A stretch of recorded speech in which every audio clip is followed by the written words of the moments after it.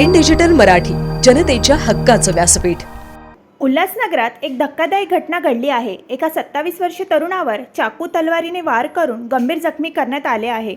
उल्हासनगरात दुपारी आशयपाडामध्ये एका तरुणावर चाकू तसेच तलवारीने सपासप वार करून प्राणघातक हल्ला केल्याची घटना घडली आहे. रोहित हिरे असे जखमी झालेल्या तरुणाचे नाव असून त्याच्यावर हा प्राणघातक हल्ला करण्यात आला आहे. रोहित हिरे हा दुपारच्या सुमारास कामावरून घरी जात असताना भक्तिपीठ चौकात उभे असलेल्या रामाने त्याला आवाज देऊन जवळ बोलवले आणि शिवीगाळ दिली. त्यानंतर रामासोबत असणारे त्याचे मित्र ओम उर्फ पन्नी, बाला, जंगली, ऋतिक यांनी मिळून रोहितला चाकू आणि तलवारीने सपासप वार केले. त्यानंतर तिथून पळून गेले. यात रोहित गंभीर जखमी झाला असून त्याला मध्यवर्ती रुग्णालयात दाखल करण्यात आले असून सध्या त्याच्यावर उपचार सुरू आहे. या प्रकरणी आरोपी विरोधात विठ्ठलवाडी पोलीस ठाण्यात गुन्हा दाखल करण्यात आला असून पोलीस आरोपींचा शोध घेत आहेत. रोहित हिरे, आषाढीपाडा. नेमकी काय घटना घडली तुमच्या बरोबर?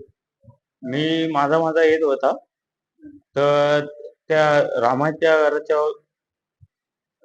घराच्या होता पोरं 7-8.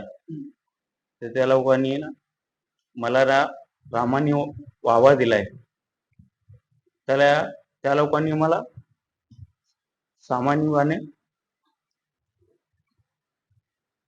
तलवार होती, कोयदा होता आणि एवढं पन्नी त्यांनी माझ्यावर चेहऱ्यावर वार केलाय.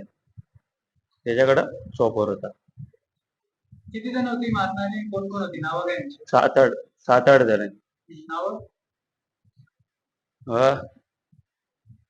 पन्नी होता, रामा आणि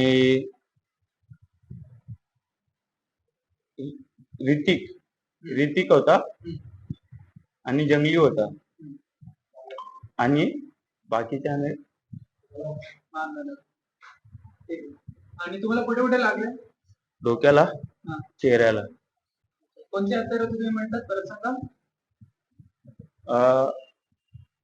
चोपर होता, कोयता होता, तलवार होती.